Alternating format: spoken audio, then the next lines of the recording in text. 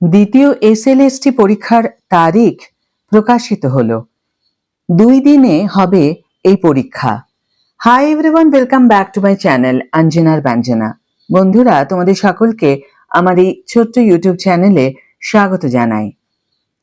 অবশেষে দীর্ঘ প্রতীক্ষার অবসান হতে চলেছে।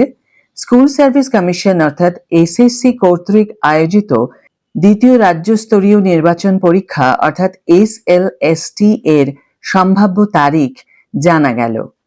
পশ্চিমবঙ্গ আঞ্চলিক স্কুল সার্ভিস কমিশন পূর্ব অঞ্চল অর্থাৎ পূর্ব বর্ধমান 18 জুলাই 2025 তারিখে একটি বিজ্ঞপ্তি প্রকাশ করেছে, যেখান থেকে এই তথ্য জানা গেছে। এই বিজ্ঞপ্তিটি বিভিন্ন উচ্চ বিদ্যালয়ের অধ্যক্ষ, সচিব, প্রধান শিক্ষক এবং প্রধান শিক্ষিকাদের কাছে পাঠানো হয়েছে। মূল বিজ্ঞপ্তির বিষয়বস্তু কি একটু জেনে নেওয়া যাক। এই বিজ্ঞপ্তির মূল উদ্দেশ্য হল দ্বিতীয় এসএলএসটি পরীক্ষার জন্য স্কুলের পরিকাঠামো ব্যবহার এবং আসন বিন্যাসের প্রস্তুতি গ্রহণ করা। স্কুলগুলিকে পরীক্ষার কেন্দ্র হিসাবে ব্যবহার করার জন্য অনুরোধ জানানো হচ্ছে এবং এই বিষয়ে তাদের মতামত জানতে চাওয়া হয়েছে। পরীক্ষার সম্ভাব্য তারিখ তাহলে কি?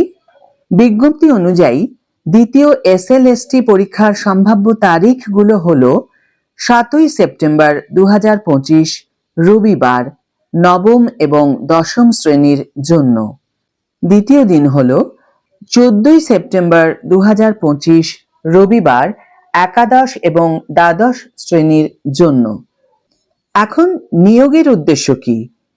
এই পরীক্ষার মাধ্যমে রাজ্যের সরকারি সাহায্যপ্রাপ্ত বা সরকারি মাধ্যমিক ও উচ্চ মাধ্যমিক বিদ্যালয়গুলিতে নবম, দশম, একাদশ এবং দ্বাদশ শ্রেণীর জন্য সহকারী শিক্ষক নিয়োগ করা হবে।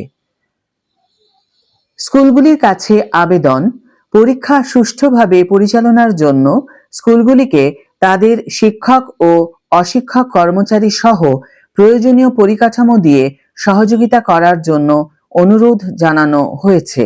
স্কুলগুলিকে 24 ঘন্টার মধ্যে একটি সম্মতি প্রোফর্মা পূরণ করে ইমেইলের মাধ্যমে সফট কপি এবং কর্তৃপক্ষের কাছে হার্ড কপি জমা দিতে বলা হয়েছে। এই ঘোষণাটি রাজ্যের হাজার হাজার চাকরি প্রার্থীদের জন্য একটি বড় খবর।